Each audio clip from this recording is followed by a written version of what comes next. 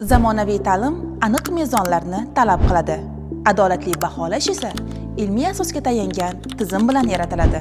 Ilmiy markazning asosiy vazifasi test materiallarini ishlab chiqish va ularning sifatini aniqlashdir. Har bir topshiriq ilmiy yondashuv asosida, har bir natija chuqur tahlil asosida. Baholash sohasidagi ilmiy tadqiqotlar nashr etiladi va amaliyotga joriy qilinadi. Markaz baholash bo'yicha mutaxassislarni tayyorlaydi.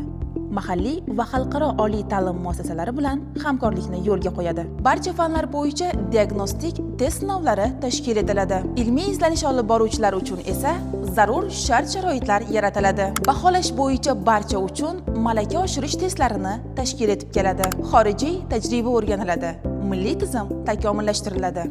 Xalqaro imtihon oluvchi tashkilotlar bilan hamkorlikda imtihonlar tashkil etiladi va o'tkaziladi. Hozirda markaz tomonidan TKT, LinguaSkill, SAT, ITEP, TOEFL, GRE va boshqa xalqaro darajada tan olingan imtihonlar respublikamizning barcha hududlarida tashkil etilmoqda. Xorijiy tashkilotlar bilan to'g'ridan-to'g'ri shartnomalar tuziladi. Imtihon jarayonlari xalqaro talablarga muvofiq yo'lga qo'yiladi.